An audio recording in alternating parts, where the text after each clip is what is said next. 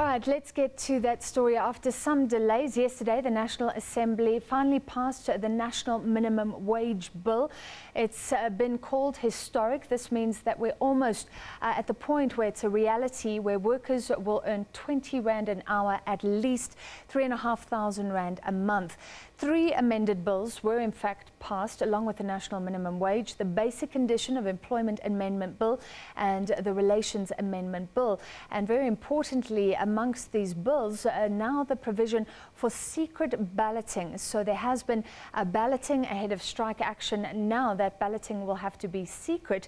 Some say that this constrains the right of workers to strike. Let's speak to the Chief Director of Labour Policy at the Department of Labour. That's Thembinkosi Mkalipi, joining us from our Sea Point studio.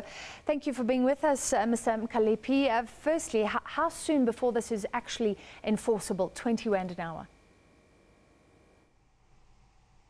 We hope before the end of this year, possibly not later than September, October, somewhere there, but we can only hope. It's all up to Parliament. We hope that the NCOP is going to speed the process. And if it passes the NCOP, then it's up to the President, and we're sure the President will prioritize the bills. Well, he's the one who's championed 3,500 Rand, so no doubt. Do we have the capacity to make sure that this is enforced, that everyone pays the minimum? We're busy with that process. We think we've got enough capacity. We think the CCMA is going to come to the party because, as you know, that enforcement now is going to go through the CCMA. We are going to start a big marketing drive a month before the minimum wage comes into place, so that there's no excuse. No employer will say, I did not know. And so that workers also should be aware that from this date that they will be able to claim 20 Rand. If they do not get paid that 20 Rand, then they should be able to approach any of our Department of Labour. We'll set up hotlines where workers could be able to phone and report the employers that do not comply.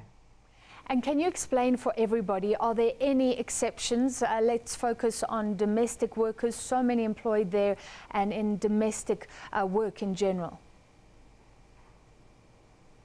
Well, the domestic sector, the farming sector, as part of the agreement, has been given 2 years to make the 20 Rand required. Therefore, the minimum wage for domestic workers will be 15 Rand an hour, and the minimum wage for farm workers will be 18 Rand an hour. We're hoping that process will be finalized, and in 2 years' time, they will end the same as everybody else. The EFF, SAFTU, saying this is still... Yeah, sure. Well, what I was going to say is that there are also the issue of EWP workers who work for EWP and trainees who will earn lesser than the 20 Rand. Those are the only exceptions, and obviously those employers that apply for exemptions. The EFF, SAFTU, saying this is slave wages. On the other hand, on the other side of the spectrum, people saying these vulnerable workers will lose their jobs. If you enforce too high a minimum wage, some employers won't be able to afford it. Just tell us how this compromise, because it is a compromise, was reached. Remind us of the process.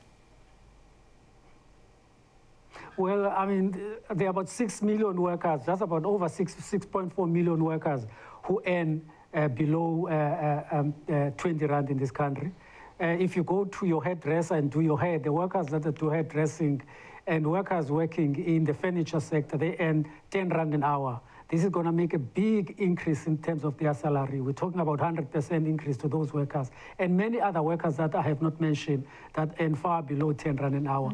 The same unions that are rejecting this 20 Rand an hour, if you look at some of the agreements that they've signed, many of them, they've signed agreements that are below the 10 Rand. I mean, there are unions in the farming sector, SAFTU organize the farming sector and other sectors, and the wages there are far below what they are going to get now. Therefore, this does not prevent unions going out and negotiating and signing agreements that are above the minimum wage. They must do their job, and it is expected that unions should give workers more than the minimum wage.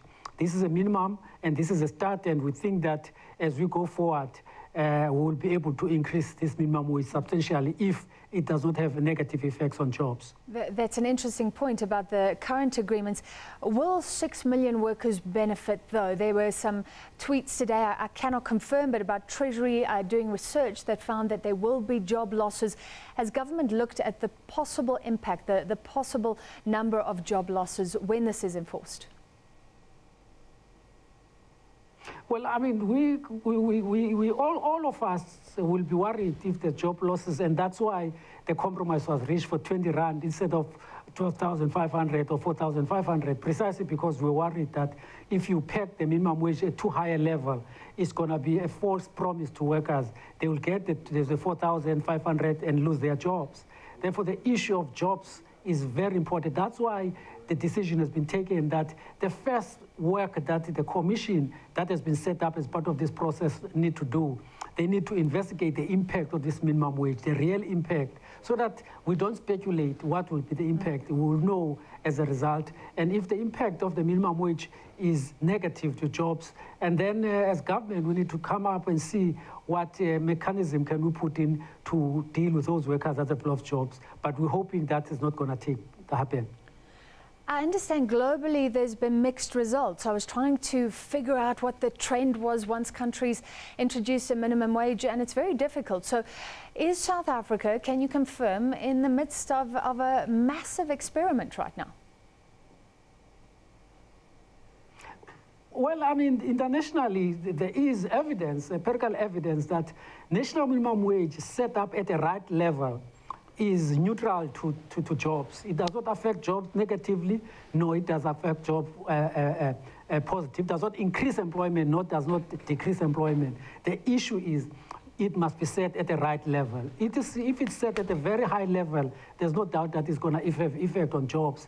If it's set at a very low level, it's not going to deal with poverty and inequality in the labor market.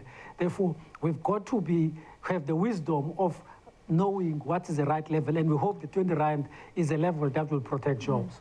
And of course, it's easier to move people up if they have the skills to be more productive. Then employers can pay those higher wages.